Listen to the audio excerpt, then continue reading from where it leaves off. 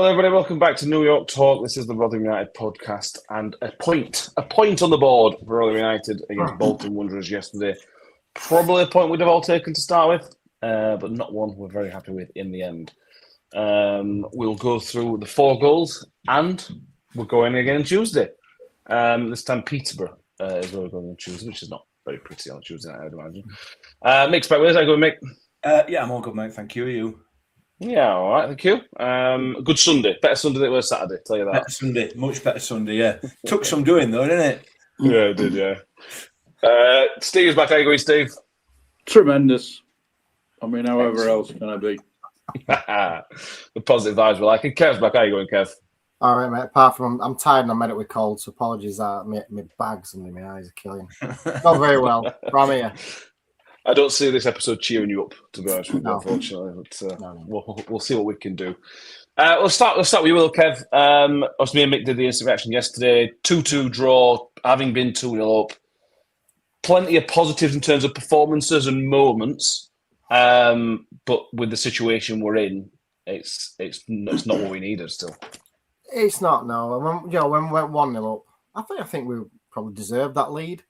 And everyone around us, everyone's saying the same thing. We need that second goal. Second goal goes in and you think, oh my God, it's like dreamland. People seemed happy for it. It felt weird. It felt like, I don't know.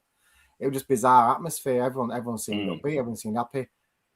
But even then, I've just said off camera, I don't mind saying now, at 2-0 down, I still thought we were going to lose or draw. It was just crazy. It was just weird. And then that second half, I'm not sure what happened at half time. I'd have personally made a few changes. We're probably going to Muddy up. I thought Martha I saw people saying he had a good game. I thought he was ineffective. I thought he were okay. I didn't rate him at all. I think Harry Gray were exactly the same. I'd have fetched him off a lot. I'd have fetched him off.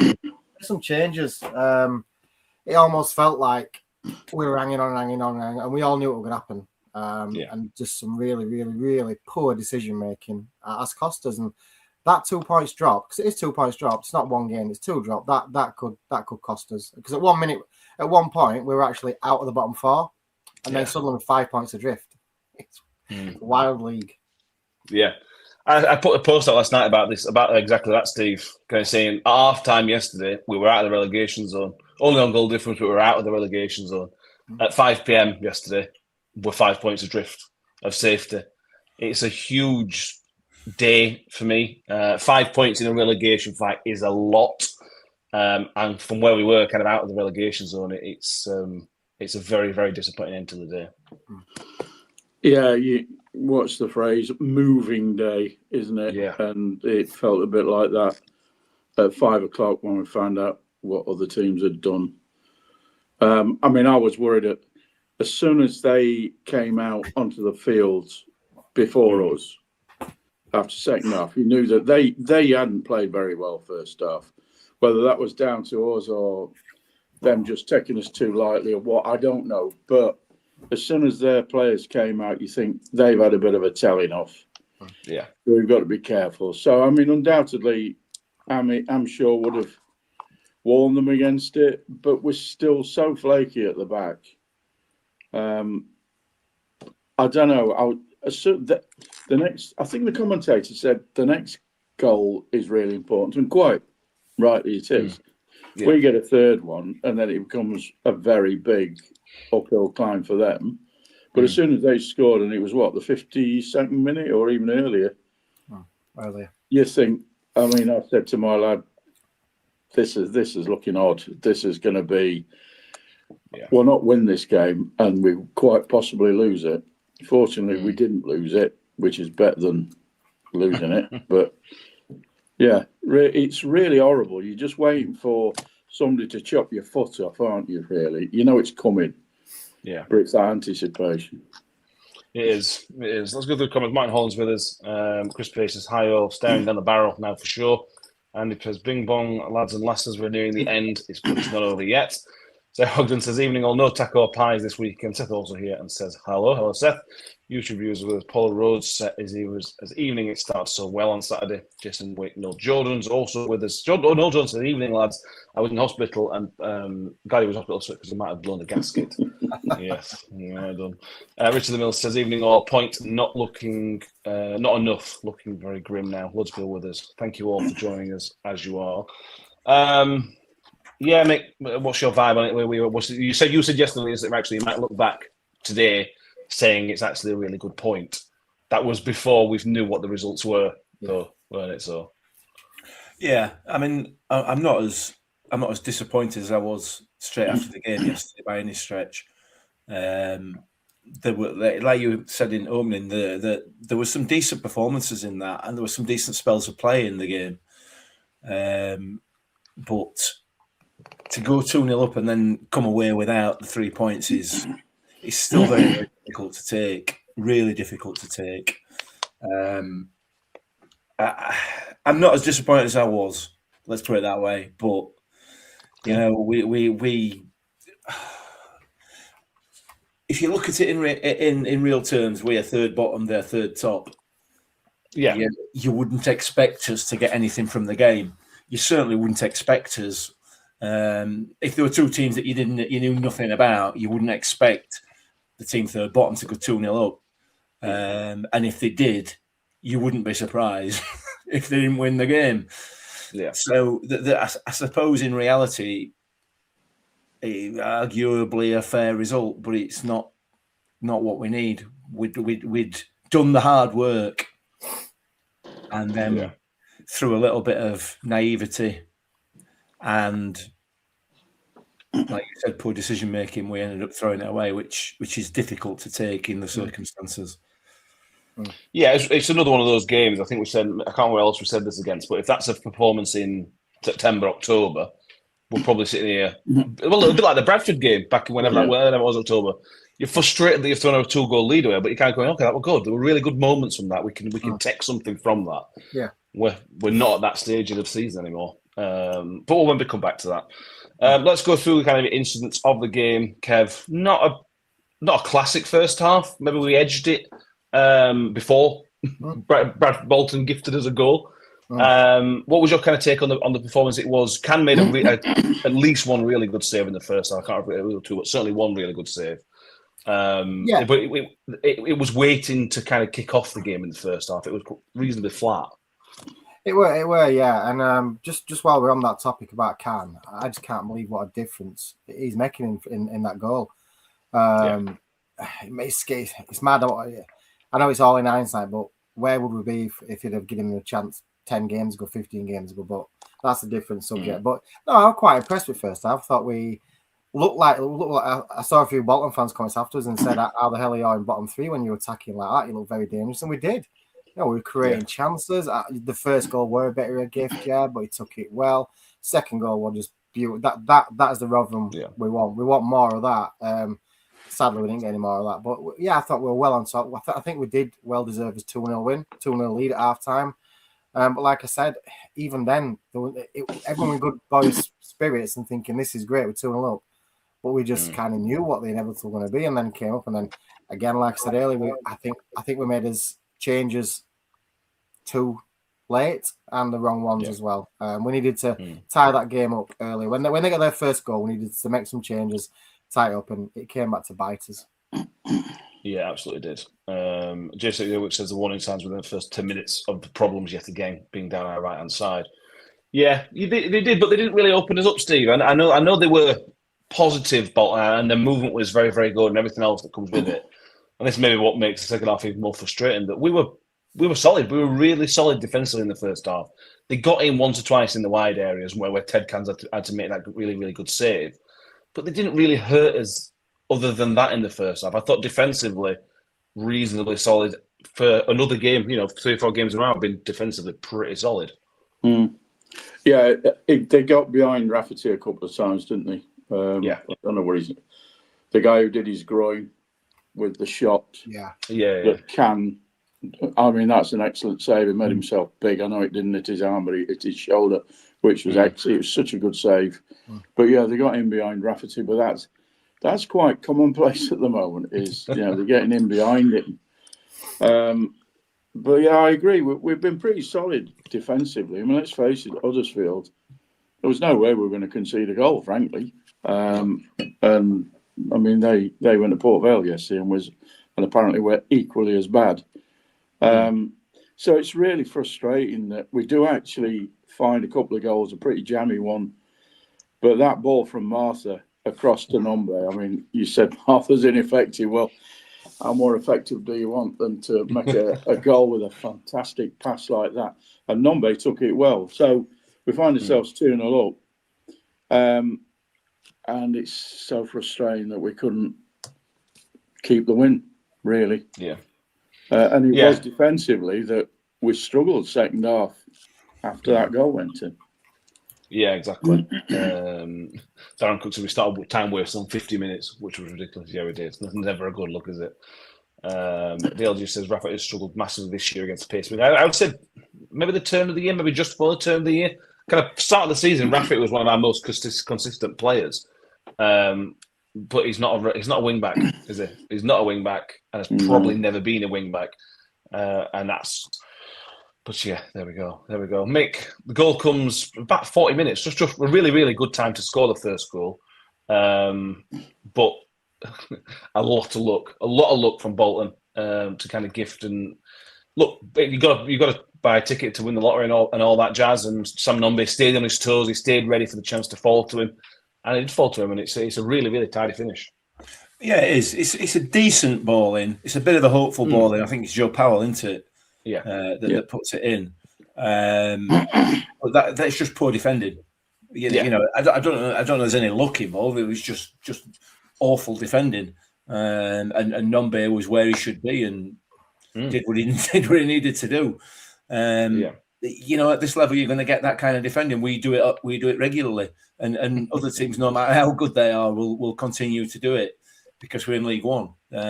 So you're right. You've got to get that ball into dangerous areas. And it was a ball into a dangerous area, which we've not been doing all season. You know, we've talked about this again. It's something that we've talked about many, many times. You know, we're not getting the ball in the box. And when we do, that's what can happen. So, yeah, it's a bit late now, but it's a lesson that should have been learned earlier on this year. Yes, it is. I agree. Then there comes the second goal. Yeah, I remember saying, Kev, that just get into half time at 1-0. Do not throw this away. 1-0, get in, and then kind of reset, and then you go in 2-0. We'll talk about Martha a little bit more, but that's probably one of the moments of class of his entire Rotherham career so far. It's a pinpoint pass. Nobody couldn't have wished for a better pass. Keeper should have done better, but there's still so much power in it, can't stop it. It's the best worked goal we've had in quite a while. Absolutely, mate. When I said earlier about how disappointed Martha, that's probably one of the reasons why, because there is that footballer inside of him. But sadly, however, apart from that 30 seconds of magic, I didn't see anything else all game. So he was getting knocked off the ball far too easily. Stupid little flicks, turns, twists, whatever he's trying to do, I have no idea. But it's frustrating because I think if he spent a few months in gym and bulked up a bit, I think he could be a great player. Maybe, let's hope he goes to the World Cup, scores a couple of goals, and someone comes in with a couple of £1 million and takes off his hands. Because I think that's what would be a win for all. But no, I think when we got that second goal, we were screaming at 1-0, thinking opposite. I was thinking, get that second goal.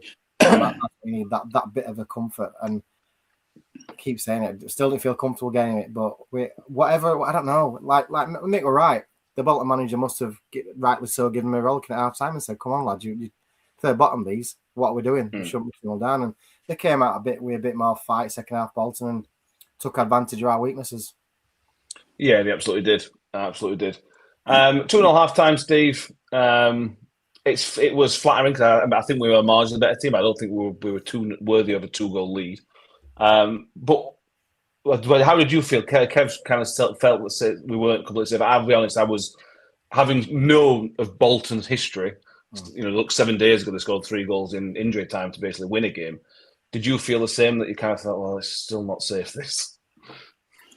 Well, nothing's safe with a 2-goal lead, is it? Let's face it. We definitely needed a third, and we needed to open the half stronger than we did. I mean, fair enough. Fair dues to Bolton. They came out, as Kev says.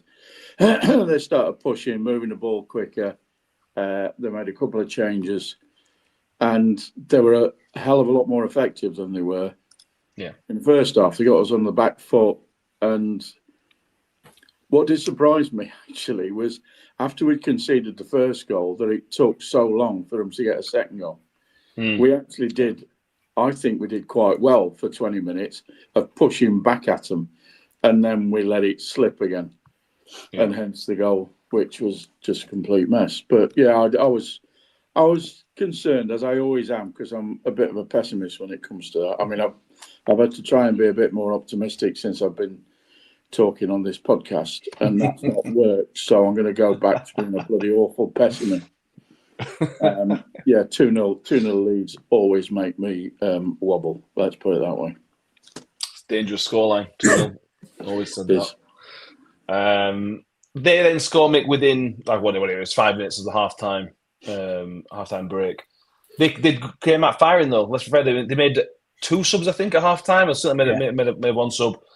A little bit like the Donny game. They've made the substitutions and they've instantly had an impact, and we weren't able to kind of respond. Obviously, we did respond after the first goal a little bit, but we seem to struggle to respond to the opposition's response, if that makes sense. Yeah, we did. Sorry, is that it? Yes. I thought there was a question in there. Yeah, we did struggle. Yeah, we didn't come out. And we never do. We never seem to. We come out in the first half, usually in most games, whether it be 5 minutes, 10 minutes, or even 15. We come out strong, but second half, we don't seem to do that at all, which is a bit strange. It's a bit bizarre. Yeah. The goal was a comedy of errors, weren't it, really? I've watched it back. I know I was absolutely adamant yesterday about there being a push on the defender on the back post. It was Brandon Cover, I think. Brandon Cover. And he was just weak. He was hugely disappointing because I thought he had a really good game, but he never really challenged. It looked from my position where we were that he'd been pushed, but the player just used him to get a little bit of height on his on the header. But even then, even at that point, Cover should have won it. He should have won the header, or at least prevented that ball coming in and put some pressure on the player. He didn't. It went across the face of goal. It didn't get cleared. It was just a shambles in terms of defensively. I wouldn't say it was a gift, but it weren't far off. Got to do better. Got to be better than that. Because it was a scramble. It's a scramble, Kevin, and as we just mentioned, we've defended pretty well in the first half. Really good against Huddersfield, and they wouldn't have scored unless it were for us. Clean sheet against Plymouth the week before, a 0-0 in there as well. We defended pretty well over the last 3 or 4 games. We weren't giving away sloppy goals. We weren't giving away sloppy moments. And we'll talk about the second goal in a minute.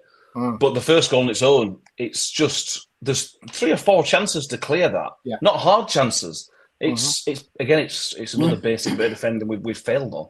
Yeah, exactly that. Basics, isn't it? It's like Ami's even talked about that in previous things. It's like telling his defenders, Agbarix, young lads, go back to basics and just get it into crowd, get it into Rosette. It don't matter. Get it anywhere out of that box, and it's just little decisions like that. I mean, that's not on the manager. Like I'm not defending Matty Amshaw at all. I think he could have made some changes earlier yesterday, but once them players cross that line, they can be coached, they can be told what to do. But these are professional footballers earning thousands of pounds a week and making piss poor decisions like that. What ultimately costs people their jobs and livelihoods.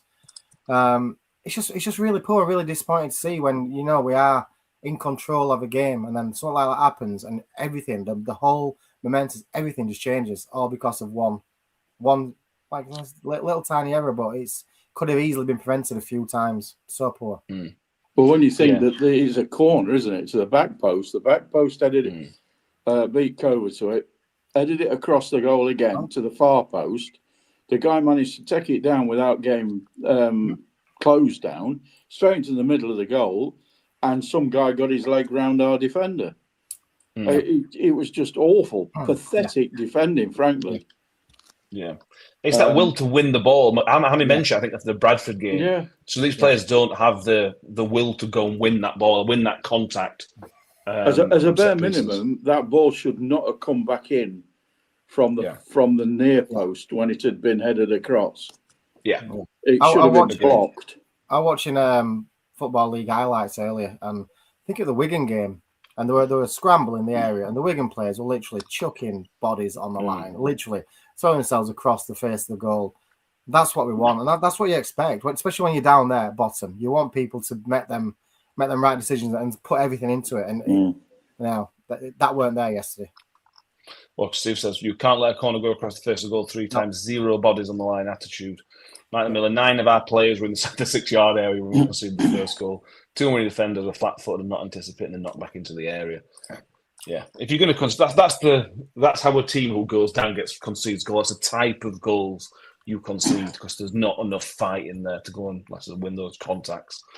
Not good enough. But Steve, as you mentioned a few minutes ago, the response was okay, pretty good. That's on us or Bolton because they didn't really take advantage of it. But we then kind of went back on the front foot after a spell. There were moments where we'll come on to the substitution, but Watmore probably should have done better as well. And Harry Gray's had a good shot. There were moments at 2-1 where you kind of thought, okay, we can do this. We can get a third. We can see this out. We can take it forward. There was, again, some positives to take out of that spell of the game. Yeah, when we kept the ball on the ground and started knocking, we knocked it around at times yesterday, and then when we come under pressure, we started hoofing it, and that's when it doesn't work. I thought Harry Gray didn't do a lot. I agree with Kev, but what he did do that one occasion, he could have scored, and the keeper pulled off a decent save. I mean, all right, maybe the shot could be a bit higher, but I'm being really picky. I think he's dynamite coming off the left like that. That's like how he scored the goal at Exeter, isn't it? Yeah. And then Watmore, I would have had Watmore shooting where he was, instead of trying to, drill it through a load of bodies. But he made a mark as soon as he came on, and then he faded like the rest of our players did, I suppose. But for 20 minutes, I'm thinking, well, we haven't conceded an equaliser, and we're doing all right here. We just need to be a bit more accurate with our passing and our decision making. But as ever with our team, it's not the case, is it? The times when I pull my hair out, what little I've got left, when we just misplace a pass that's so simple and basic. So, it was a shame that Harry Gray didn't go in or Watmore didn't manage to find the net with that one, because I reckon we'd have won then. Yeah. If we get third, we win. It wouldn't have happened, I don't think, afterwards. Yeah, exactly. Harry says, contrary to the manager's response from fans was really good. Yeah, there was a comment from Hamshaw about players feeding off energy from the fans after the game, which was a really he doesn't learn. He doesn't learn, does he? No. I thought the fans were really good yesterday. Really, really good. The fans backed the players until 2-2. I thought the fans were brilliant. There were no negative energy in that stadium. There might have been a bit of nerves, but players have got to deal with that. I just thought he's once again way off mark with that. I think it was needless. After Huddersfield last weekend, the Huddersfield fans booed off a winning team, and then same again yesterday. The drew 0-0, went up to 7th place in the league, and they're singing "You're not fit to wear the shirt." So I think our fans yesterday, considering we just chucked a 2-goal lead away, were very, very gracious. Yeah, 100%. It's once again a needless comment from Hampshire. He's not thinking about it. But anyway, we'll move on. 2-1 up, Mick. Let's talk substitutions because this is where we are. He waited. Shall I get him up? We're better off getting him up and have a look. Really, it was obvious to everybody in the stadium that Harry Gray obviously did nearly score, but it was obvious, I think, to everybody in the stadium that Harry Gray was off it yesterday. Yeah. I think I saw somebody say that he took a knock or took a big tackle at about 25 minutes, 30 minutes, and he wasn't great before that, but he certainly didn't respond to that. He's playing too long, Harry Gray. He's playing too long. Huddersfield last week, he was injured playing too long. He was playing too long, and you've got Duncan Watmore who can play as a striker there. The fact that Duncan Watmore comes on the pitch on 78 minutes is mad. It's just absolutely crazy. You've got a player who's not playing very well and a player in the quality of Duncan Watmore. It's a straight swap. That needs to be made on 65 minutes, probably at the latest for me. Didn't he put him on instead of Martha? He did. I can't remember who came on for who, actually. Watmore came on for Martha, yeah. I was gobsmacked at the time, and I said this on post-match, and I'm going to disagree with what Kev said about Martha. I thought he impacted the game more yesterday than he's done for the whole time he's been with us. I do agree with Kev. He needs to get in gym a bit, and if he does, I know people call me out for this. He is a proper top quality footballer. That lad, technically, he is outstanding.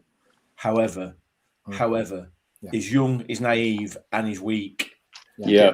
And I think he's weak mentally as well. Yeah, and I think that's an age thing more than as much as anything else.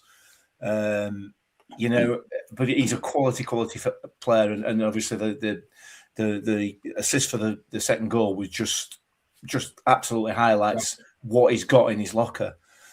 He was yesterday for me one of the better players on the pitch. He was impacting the game. He was getting involved, and he was playing down the middle unusually for a lot of the time. And Harry Gray, I like him. He was completely ineffective. He had that one shot, that one effort on goal. Yeah, but for the rest of the time, he has no ever. He's not got any intention ever of winning a header, has he? He'll go up for it, he'll duck, or he's not. But anyway, he was nowhere near his best, nowhere near, and that was clear to everybody in the stadium. To bring off Martha and leave Gray on is, I still can't get my head around it. I can't understand it.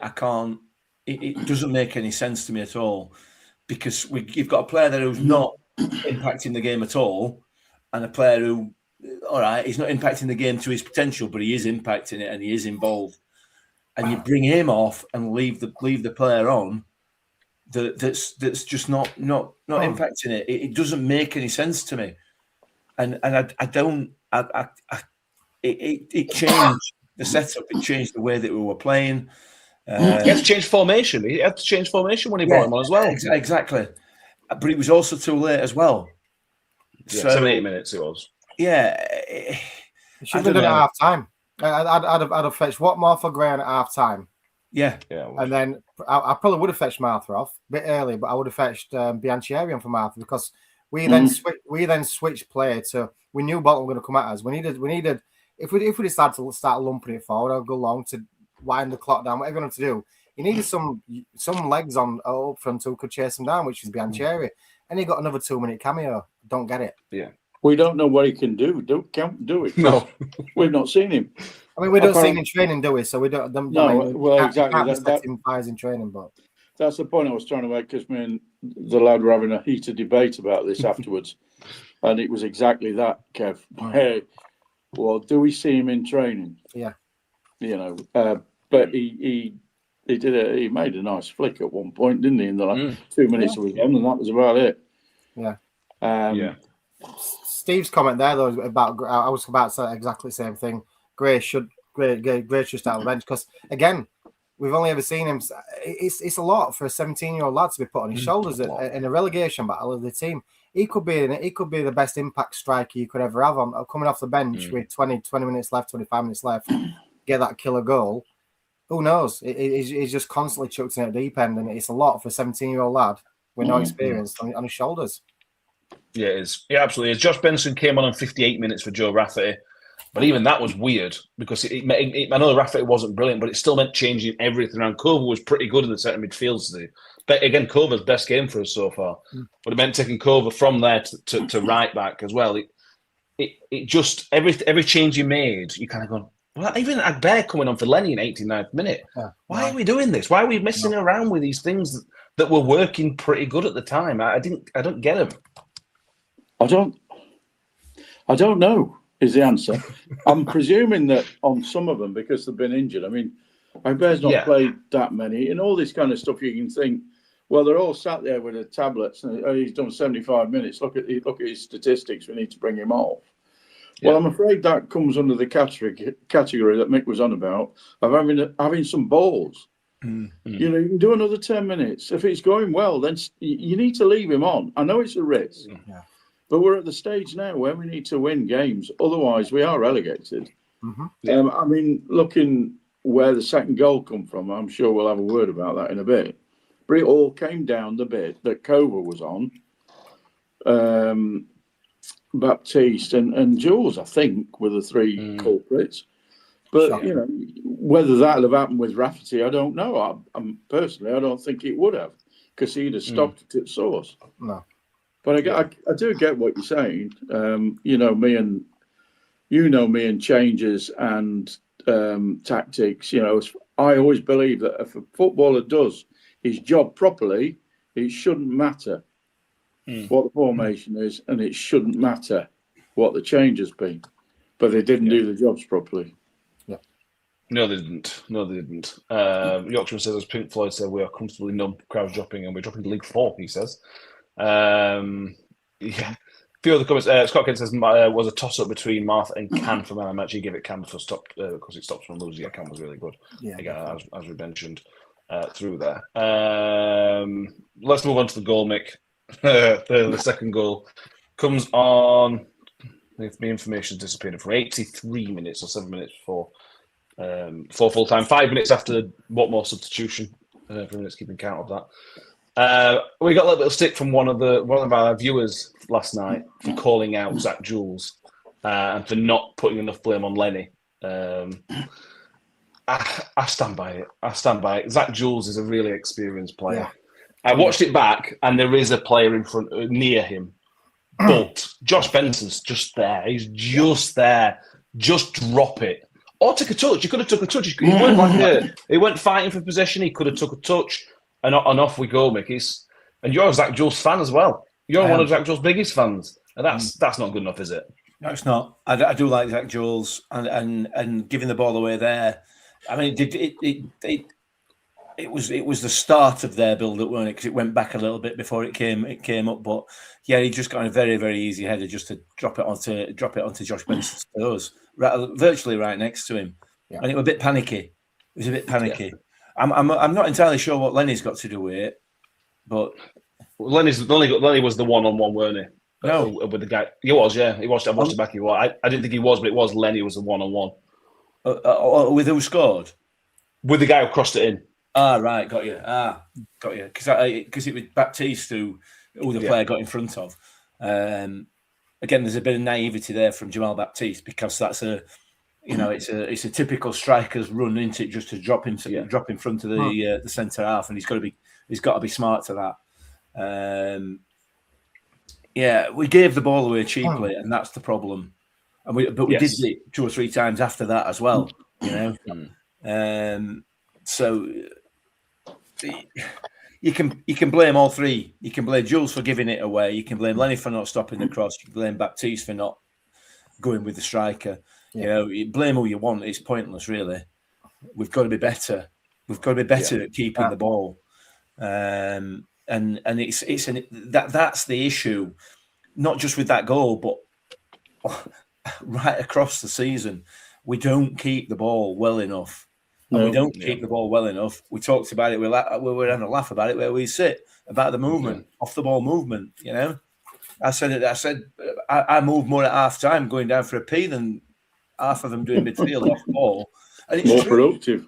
You know, we are stationary, and that's why we don't keep the ball. And to think that came from down in their corner. Yep. Yeah, exactly.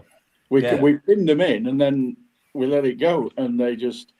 Then the long ball came to Jules, and, well, the rest, as they say, is history. The common denominator between the better sides that we've played this season, and Bolton are one of the better sides, Cardiff, the common denominator is the movement off the ball, in and out of possession.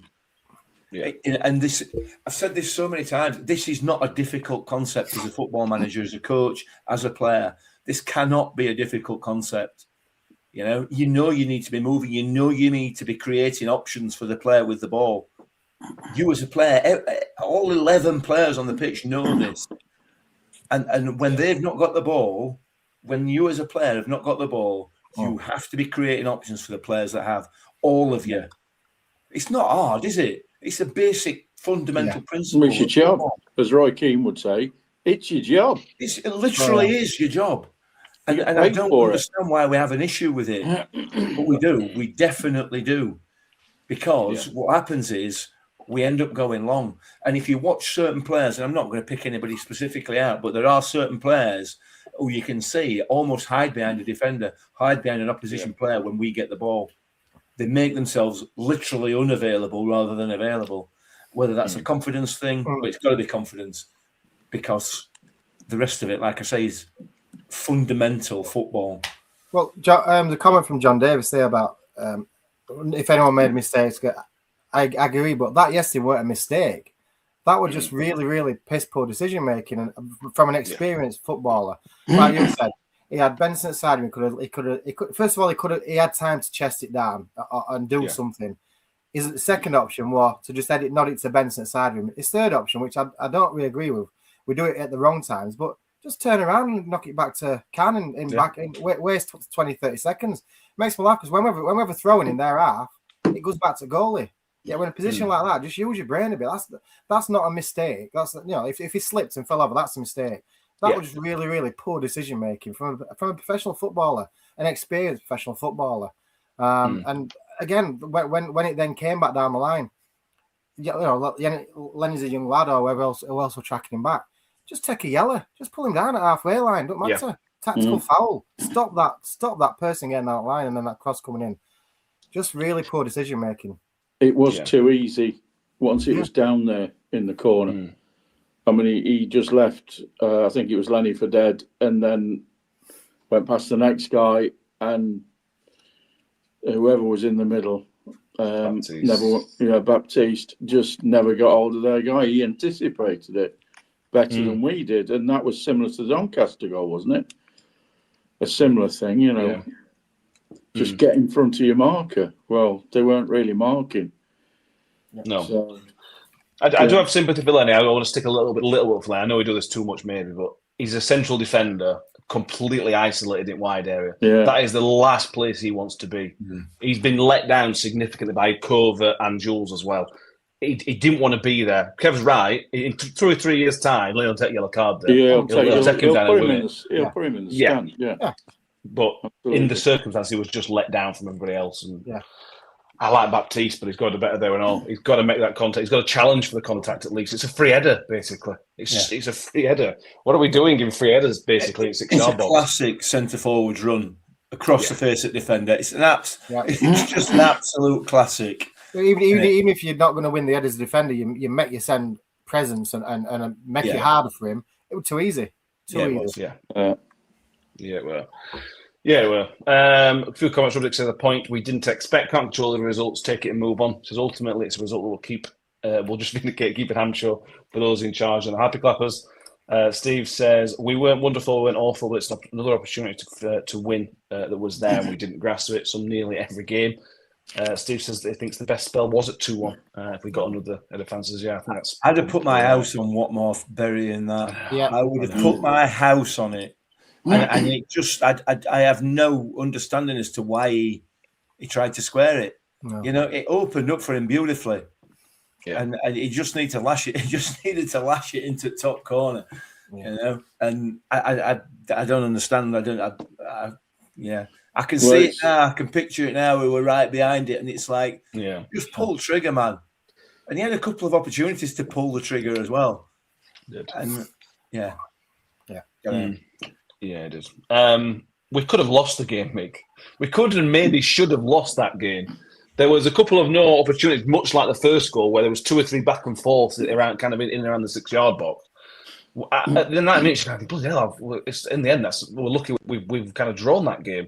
I can see why Bolton scored lots of late goals. They're constantly winning that second ball in the box, and from being in such a good position at 2-1, looking like we could get third, we are lucky in the end, almost lucky to get a point in the end. Yeah, we were. They got the tails up, and we'd started panicking because of what's happened in the past all season. You know, the confidence has gone at that point. You know, you've lost a 2-goal lead, and they're coming on. They're just coming at us relentlessly. There's no confidence left whatsoever. And had it not been for Ted Can, who pulled off a decent save, and their ineptitude in front of goal, we would have definitely lost that game. So yeah, we've got to be happy with the point. Ultimately, we have to be, but it still feels a bit difficult to swallow. I thought Manny had hurt himself as well right at the end. You know, when he hooked it clear, because that was going in. So you know, I was already behind the sofa by then. So yeah, missed opportunities. A game of missed opportunities. Another game of missed opportunities. Yeah, we did have chances. We did. We did have chances. Enough chances. To bed. We absolutely did. I want to kind of what it means. So first of all, make sure you've subscribed if you haven't done so already, and give the video a thumbs up as well. 5 points, Kev. Everybody's picking up points. I suppose this is the problem. We're going to picking up points. They've changed the manager. They're picking up points. Burton have kind of found himself completely out of it by the looks of it. Blackpool are sinking like a stone with us. And Northampton have changed the managers, but I haven't seen impact for that from there yet.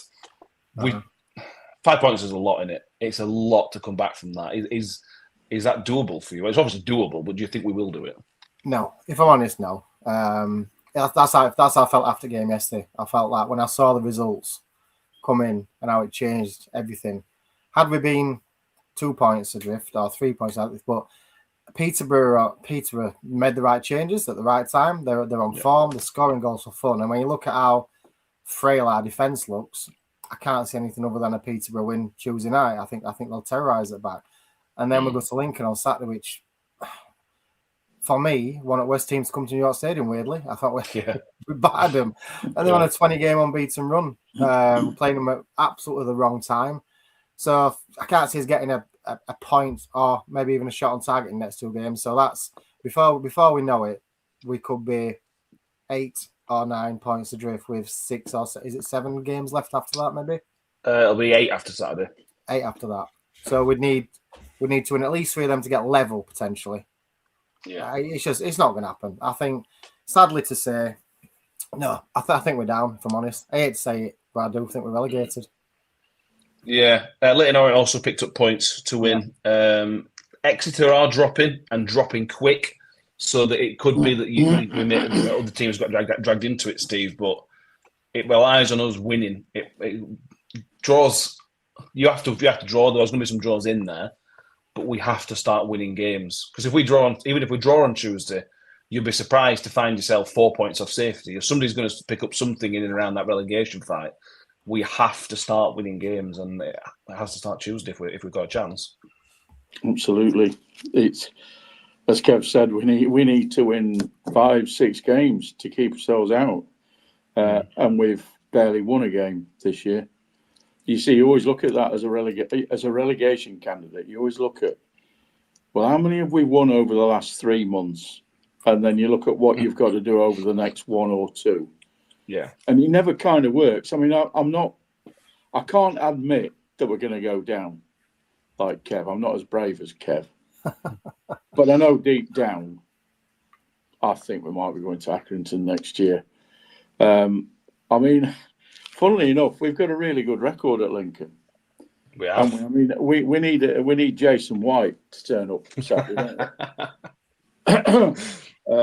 I mean, that's where my brother lives, Lincoln, so he'll be there with his wife. But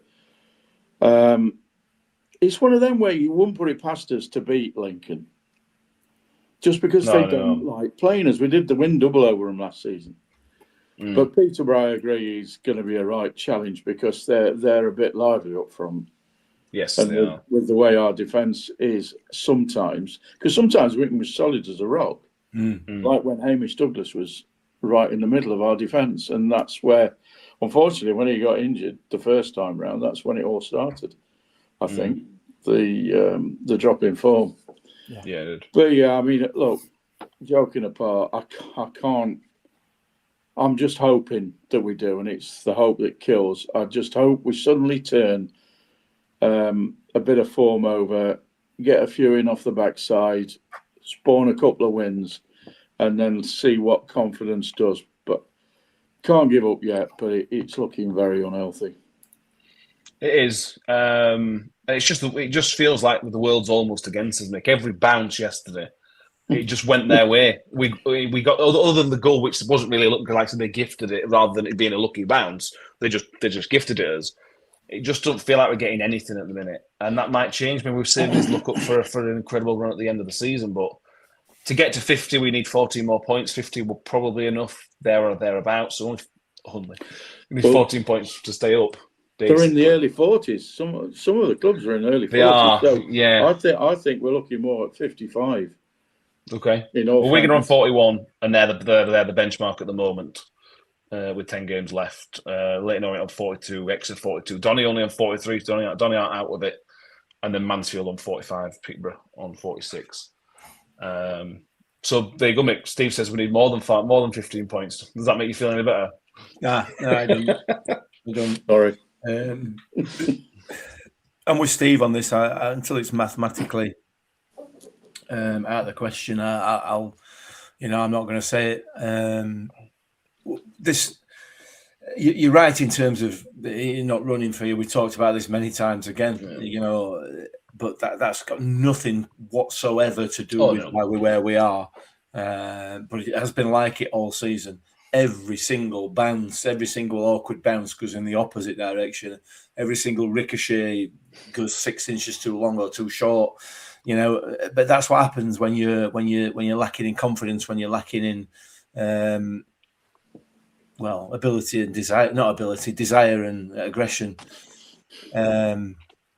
It's so frustrating, and I'll keep saying it, and I'm going to say it again. This quality that's in this team should be nowhere near where they are in this division, nowhere near. And that's another thing that makes it really, really difficult to take. So I'm not sticking me. Well, until we're down, we're not. I'm not. Where do we get points from, then, Mick? I've no idea. I ain't got a clue. I ain't got a Scooby, mate. No. Kev, I ain't got a Scooby-Doo because, we could go to Peterborough and put 4 past them like we did at Exeter. We could go to Lincoln and sneak a 1-0 win there. It's entirely possible. Possible with this squad and with the quality of the opposition that we're talking about here. Yeah. Well, we've been saying it all for months now. This is a really, really poor League One. Yeah. Anybody can beat anybody. We've seen how Lincoln can play. I know. They can be absolute garbage. Like Huddersfield, they're in the top, whatever. They can be utter garbage. Well, they're all big lads, aren't they? When we played them at our place, all we did was keep the ball on the floor. Lincoln, every player, including the midfielders and strikers, is 6 foot plus. Yeah. We play to the strengths. You play against them and play to the weaknesses, like we did when we thumped them at home. We did thump them. Yeah. Crazy. Yeah, you're right. You're right. It's just so frustrating and so disappointing. But we could, you win 2 games and you're arguably out of relegation zone. Yeah. I just can't see I can't see us winning 2 games at the moment for a combination of reasons. Yeah, that's why these last 2 games have been so frustrating. Yeah. Yeah, because we should have beaten Huddersfield last week, even though we didn't have many chances. And yesterday, we've talked about that. The thing is, Steve, the way that we played yesterday, if we played like that Huddersfield, we'd have put 6 past them. Agreed. Yeah, we would. No, you're not wrong at all. What the hell? I don't know. I don't know. It's blind hope, Kev. Mate, don't get wrong. I'll be happiest man alive if we stay. Yeah, I really will. I don't want us to go down. I'm not saying I want us to go down. I just can't see where them wins are going to come from. Well, that's the point. That's why I don't look at the fixtures. That's why I don't look at the remaining fixtures. Yeah. Because if I did, then that blind hope would go completely. Yeah, it would. Because I wouldn't be able to. I probably wouldn't be able to pick a win out of any of them. No, I would, Kev. I think it's. I think we've given ourselves too much work to do. Yeah. But we're going to have a really, really busy April. There's going to be 7 games in April plus the game in May because of the Port Vale and Luton game both been moved from where they were. April's going to be a mega month. So if we can keep in touch, if we can somehow have these next 2 games get ourselves back in touch, back within 2 or 3 points, then you can start to build a little bit of momentum, Mick. We've again, this is something we've seen before. To try and put a positive spin on this, if you can find yourself within a couple of points and then go to Port Vale and then go host Wigan and go to the Leyton Orient, there's winnable games in there, but it's about somehow getting back in touch before if we get to the Port Vale game and we're 9 points adrift, 8 points adrift, it doesn't really matter, does it? We've got to keep in touch over this Peterborough and Lincoln game. We've got to somehow find a way of getting back in touch. Yeah, we have, absolutely. Look, you see it season after season after season, league after league. When it comes to end of the season, somebody flies out at bottom 3 or 4 and somebody else flies into it.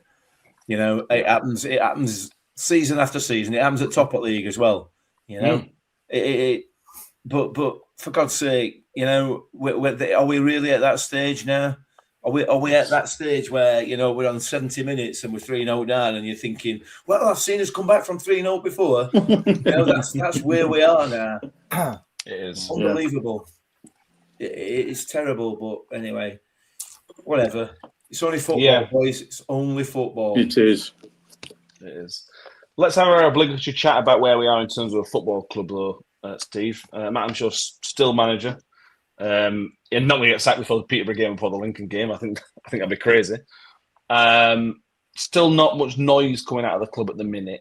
Me and Mick had a conversation yesterday. I can't work out if it's kind of good news long term that there's nothing coming out because there is some sort of movement, or whether it's really, really bad news that nobody kind of cares and they just kind of accepted our fate. I'm more in the former camp. Would you have a vibe or feel on that?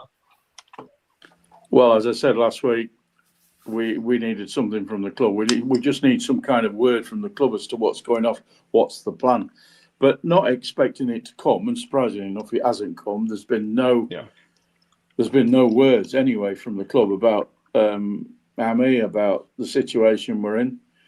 And I think I'll be very, very upset if they'd all just given up and not bothered. Yeah.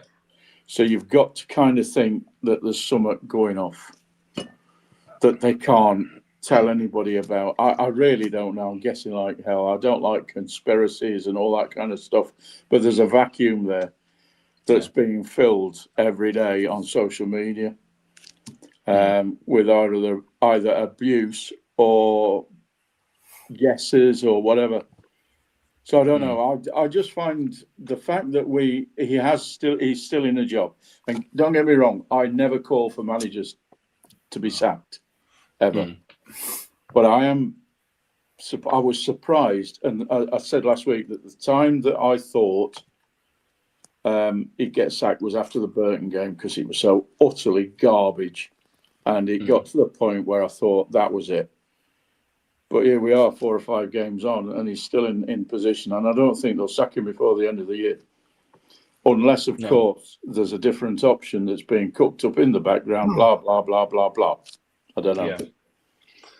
Yeah, Scott Kent says something will only come out when we're relegated, confirmed relegated. Apart from sacking Hampshire, what do you want them to say? I agree with that. I'm not sure what fans want. What do they want him to come out? They're clearly backing him. They're clearly backing Hampshire as a manager. Otherwise, they would come out and say something.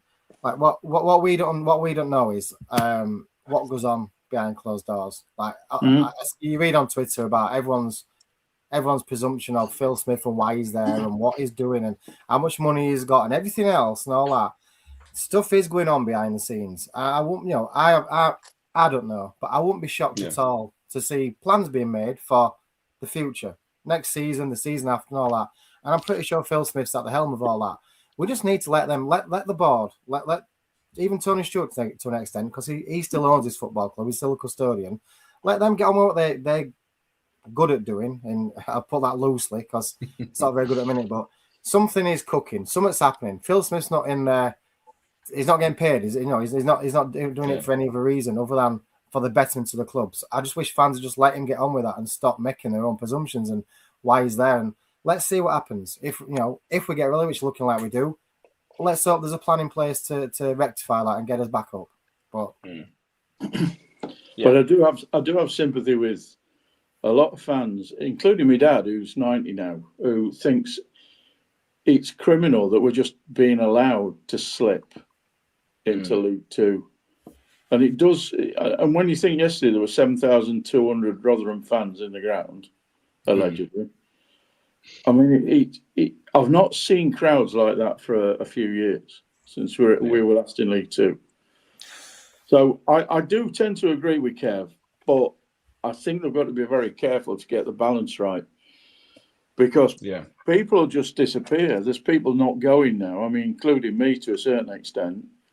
I used to go to every game, and I don't now. Yeah. And I think there's a lot of people that are more. Well, I'm old now, so I'm quite level-headed. But there's people that are young and who just don't know what to do with it. Yeah, and it comes out in the wrong way. Yeah, I think I've got some sympathy with Mike's comment here that the club deserves to go down, no doubt about it. From the boardroom to the pitch and behind the scenes, it's been a consistent saga of ineptitude from the off. I mean, Mike, you've pulled me up on using that word about referees, so I'm not so sure about the ineptitude part of it. But the rest of it, I have got some sympathy for that point of view, because you know we are being as fans left in the dark. Nobody knows. I'm sure something is happening. I think something's happening behind the scenes. I genuinely do. I can't see any other reason for it.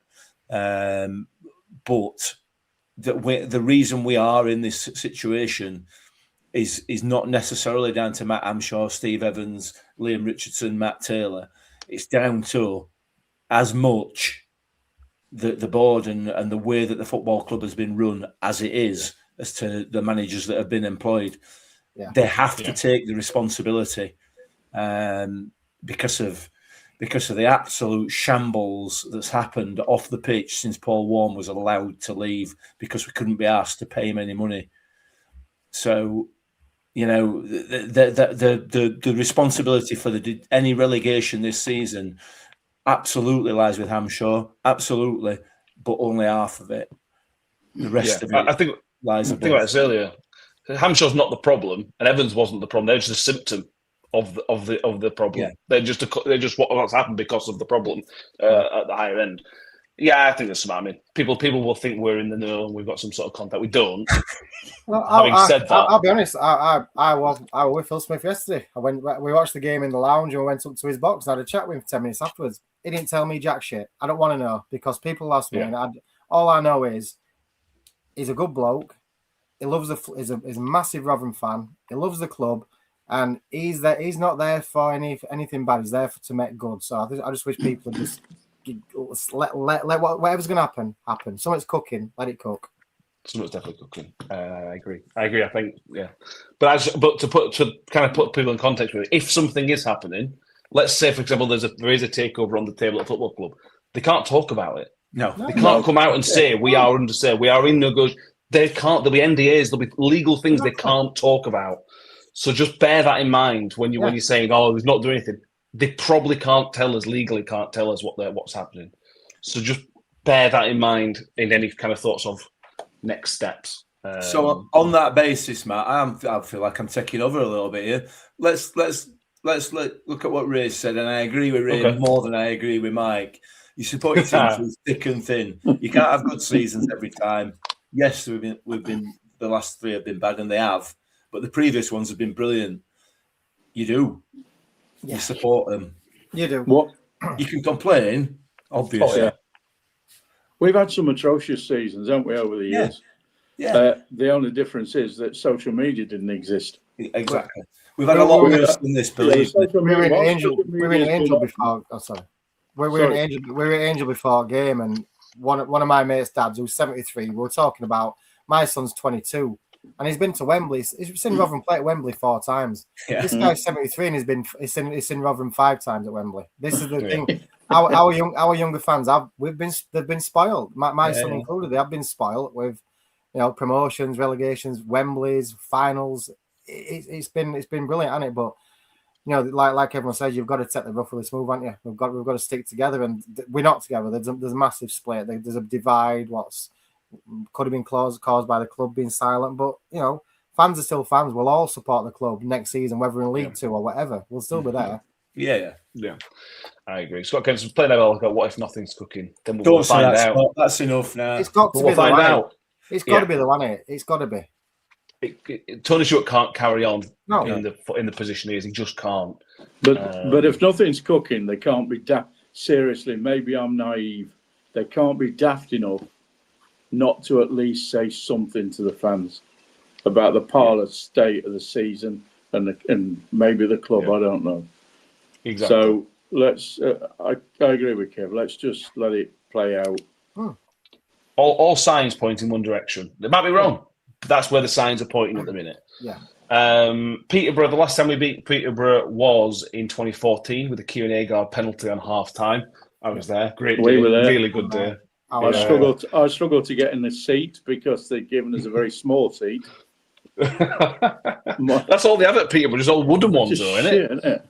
Yeah. It was yellow, I seem to remember. Yeah. That was a good day. That season and in promotions, this one's not going to, but hopefully we can end it on some sort of positive. They are below us in the form table, believe it or not. So is that true? Is that true? Yeah, that's actually true.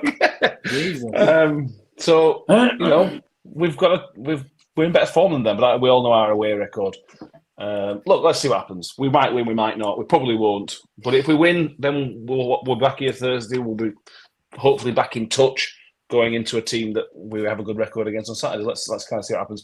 Ref watch, Matthew Russell is the referee. He refereed us at home to Huddersfield in December. So the 3-1 loss.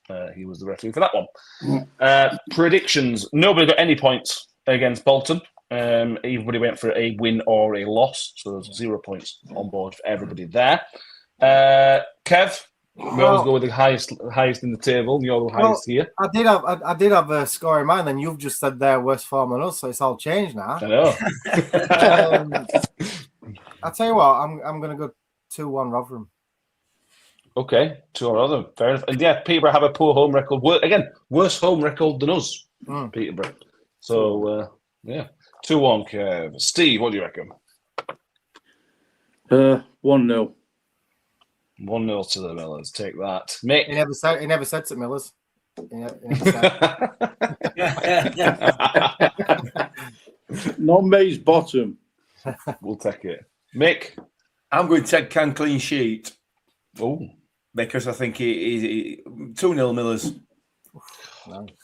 It's mental. I know it's mental, but we're at that stage at season. Well, it's not mental. We were 2 up yesterday, weren't we? Yeah. We just stopped the game at half time. We'd have won. Yeah, exactly. I'm going to go 1-1. I'll go another draw with probably another decent performance, but not enough to be kind of important. Chris says 3-1 to the Millers. Scott Kent says 2-1 to the Posh. Wayne says 1-2 to us. Kevin Carver says 1-1. We have a 2-1 to the Millers. 2-1 to us, says Miller, says Race Medleys. Says to go 2-0 up, and they score late on. Love Murray. Murray's now my new favourite. He's a 6-0 for Rotherham. He's a good lad, Murray. We have seen us win there 5-0, haven't we? Yes, we have. Yeah, absolutely. Under Ronnie Moore. Yeah. Polo was 1-0. Jamie's going 4-0. Whitop's going 3-1. John Morell's back with us, but hasn't been paying attention to our season. John. He goes 3-1 to the Millers. Paul and Harry says 2-0, and Steve says 2-0 to Posh. Matt Miller says we're just not good enough to win right now. No, possibly not. But I wouldn't. But Huddersfield weren't good enough to win, were they? Yeah. But they still did it. So yeah, Mike's on a right downer, isn't he? Come on, Mike. Cheer up, mate. Start clapping in a happy fashion. Come on. Yes. We're not there yet, but we can start talking about League Two maybe in a couple by the end of the week, maybe. Anything else we want to talk? Kev, do you want to talk to us about the game at the end of the season? Tell everybody about some names. Have all the names been released yet? No. There's still some big names left. They're hanging back with a few of the big names like Carry On. So I did so. Things like that. But there's a lot to come back. Yeah, you know what? I had a bit of a rant on Twitter today. Purely because I know how much hard work's gone into this. And I absolutely 100% understand why some fans are so against anything the club are doing at the minute. I get it. I totally get it. But I just want to implore to everyone, please, it's a charity event. It's, fans were moaning that the club weren't doing anything for the centenary, so we took it upon ourselves kind of to sort it out. We sorted it out. The club's backed it. this is for the fans and for the charities, not for anything else. So please, if you're not got a ticket, but some people are waiting again. I'd employ to get them early because obviously there is costs involved to bring this game on, and until we know how many tickets we're selling, we don't know how many stewards we need and things like that. So the early people snap them up and buy them. The easiest it's going to be, and the moment is going to be for charity. So please get behind it. We've got loads of more names to come out, like Carrie Hansen, players like that, and another manager. We've only announced 2 managers yet. There is one more manager coming out who may or may not have recently got back into management. So that could be a little clue for you as well. Whoa. Is that you, Mick? Have you gone back into management recently? Josh, can't believe. I was waiting. I was waiting to announce it on my own personal Twitter channel. Fair enough. Look, Paul Roses can't wait to see Des Hazel and Neil Richardson. Yeah. A great mix of players as well. It's not like all players from like 5-10 years. It's loads of different players. A really good mix. There's players who are coming who can't play, for example, like Tony Towner, and Tony Towner's going to kick the game off, so he's going to kick it off. Players like Mike Pollitt can't play. His hips have gone. He can't play. Sean Barker, players who have been here and through us good times. They can't physically play football anymore. So, but they're still coming. So yeah, please everyone get behind it. Yeah, just see that catch up on that Kev Watson video. That you posted, which is very special. Yeah. He loves it. He loves Rotherham United, doesn't he? Yeah. Yeah, he does. Yes, thank you. Anything else, fellas, we need to mention? Can I just say thanks to Daz? You know what for, my friend. Absolute star. Big man. Thank you. Big thanks. Your scales aren't happy with him, though, are they? Because they keep buying you chocolate eggs. Oh dear! I've still never seen them. Daz. Still never seen them. B&M, I think they were from. Were they B&M, mate? B&M, I think these, yeah. There we go. Looks I don't bother buying them anymore. I just wait for Daz to bring this up. I know that's not true. Brilliant. There we go. Let's end it there on a smile. Thank you all for being with us tonight. 10 more games left to save our season, or 10 more games before we dive back into League 2. We will be back on Thursday. We're back on Tuesday. There'll be an instant reaction. Instant reaction after Tuesday's game against Peterborough. Probably do it live again as we try and do with these midweek games, certain midweek away games. Not ideal, but it gets us Mick out doing something on his retirement day. So that's good, isn't it? Make sure to like this video and subscribe if you haven't already. If you want to go back and watch the Man and Mick's instant reaction from yesterday, that's longer than we anticipated it to be. But go and have a watch. Let us know what you think. Some people agreed. More agreement in this one than there was in previous episodes. I was surprised how many people agreed with us. It was an unusual feeling to be agreed with as much as that. But thank you very much. See you Tuesday, and then back Thursday for the full review of Peterborough, and then we go to the table toppers Lincoln City on Saturday afternoon. Thank you very much, Mick. Thank you, Steve. Thank you, Kev. We will see you all next time. Thank you for watching, and as always, Bob the Millers. Bob the Millers. Comes for more. 2 for Jensen, 2 for Rotherham. Shoots! Ravel, ambitious, but brilliant! The sweetest feeling for Rotherham United. Woods got round the back, and Richard Wood has done it again!